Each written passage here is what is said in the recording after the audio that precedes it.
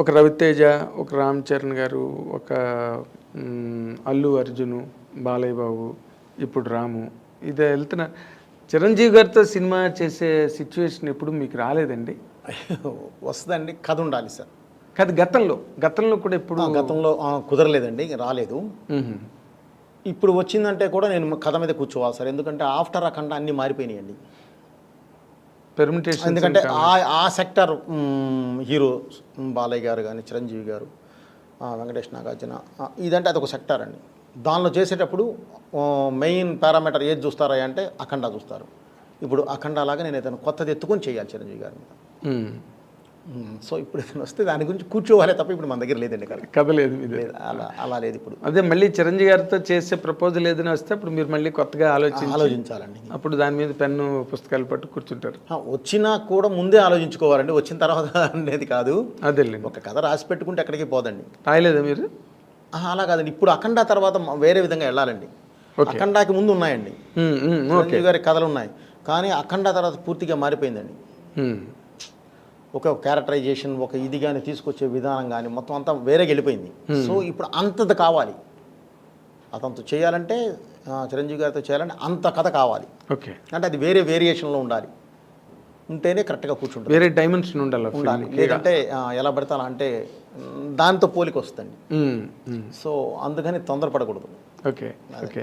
తర్వాత ఈ సినిమాలో హీరో నేను సీఎం అవుతానా అంటుంటాడు కదా, ఆ డైలాగులన్నీ ఏంటి? దాని తాలూకు ఆ సిరీస్ ఆఫ్ డైలాగ్స్ అన్నీ చిన్న, అంటే మనం పట్టుకోలేము, పట్టుకుంటే దానిలో చిన్న పొలిటికల్ టచ్ ఉంది. జనరల్ ఆడియన్స్ అయితే మాత్రం దే కెనాట్. అనేది రచ్చరవి గారి డైలాగులను ప్లస్ ఇది చెప్తున్నారు అంతే కదండి, ప్యాటర్న్ అదే ఆ స్కూల్. సార్ ఈరోజు మీరు చిన్న పిల్లవాడిని అడిగినా సరే పాలిటిక్స్ ఎలా జరుగుతున్నాయి ఏంటి అనేది వాళ్ళకి అవగాహన ఉంది. ఈరోజు జరుగుతున్న వాటి మీద ఉన్న ఒక విశ్లేషణే అది చెప్పడం జరిగింది. రచ్చరవి గారితో కానీ ఏదైనా సరే హీరో గారితో కానీ చేయడం జరిగింది. ఇది ప్రత్యేకంగా ఇది అనేదేం కాదు సార్, అది పొలిటికల్ సైన్స్ అన్నాం కాబట్టి దాని నుంచి అతను అడిగే ప్రొఫెసర్ అనే వ్యక్తి అడిగే క్వశ్చన్స్కి వాళ్ళు చేసే ఆన్సర్స్ని కరెక్ట్గా ఈరోజు లోకనీతి ఎలా ఉందో దాన్ని చెప్పామే తప్ప వేరే ఉద్దేశం కాదు.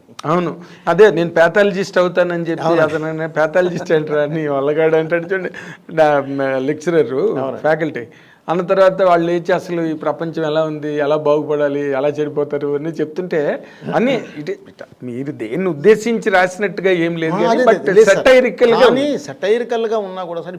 ఇప్పుడు సొసైటీ అదే చెప్తున్నాను సార్, చిన్న పిల్లలకు కూడా తెలుసండి ఏం జరుగుతుందో సొసైటీ. అవునండి, చిన్న పిల్లలకు కూడా తెలుసండి ఈరోజు ఏం జరుగుతుంది ఏంటి, వాటి ఎలా వెళ్తుంది, ఎట్టి వెళ్ళిపోతుంది అనేది. అవును, సో అది మామూలుగా మనం చెప్పడం జరిగిందండి. Thank you once again. మీరు ఇంత బిజీ షెడ్యూల్లో ఉండి కూడా ఐ డ్రీమ్ రిక్వెస్ట్ చేయగానే మీరు వచ్చినందుకు చాలా చాలా థ్యాంక్స్ అండి. And we have been very very, నేను పర్సనల్గా, ఎందుకంటే ఎన్నో సినిమాలు చూస్తుంటాం కదా, రిలీజ్లు అవుతుంటే వెళ్తుంటాం, బట్ మనసు మీద అంత గట్టి ప్రభావాన్ని చూపించే సినిమాలు అక్కడక్కడ అప్పుడప్పుడు వస్తుంటాయండి. అలాంటి వాటిలో స్కంద కూడా ఒకటి. 100% దాంట్లో డౌటే లేదండి. ఐఎమ్ టెల్లింగ్ యూ, రాము కెరీర్లో తను వెనక్కి తిరిగి చూసుకుంటే ఇది ఏ రోజుకైనా తను ఎన్ని సినిమాలు తీసినప్పుడు చేసినప్పటికీ కూడా ఇది ఒక ప్రెస్టీజియస్ ఫిల్మ్గా చెప్పుకోవడానికి రామ్ ఆల్బంలో ఇది ఒక మైల్ స్టోన్ ఫిల్మ్ కింద ఉంటుందండి. అండ్ మీ దగ్గర నుంచి ఇలాంటి సినిమాలు మేము ఇంకా ఇంకా అధిక సంఖ్యలో ఆశిస్తున్నాం.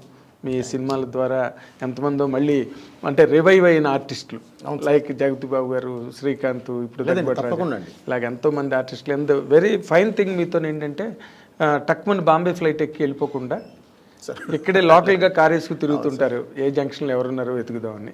That is one of the finest points అండి. నిజంగా మిమ్మల్ని చూసి నేర్చుకోవాలి సినిమా పరిశ్రమ ఆ యాంగిల్లో మాత్రం. సో మీరు ఇలాంటి మంచి మంచి సినిమాలు తీసి సినిమా పరిశ్రమని ఇంకా సుసంపన్నం చేయాలని మేము ఐ డ్రీమ్ తరఫున, మా ఐ డ్రీమ్ ప్రేక్షకుల తరఫున మిమ్మల్ని కోరుతున్నాం, అభ్యర్థిస్తున్నాం, ఆశిస్తున్నాం, ఆకాంక్షిస్తున్నాం.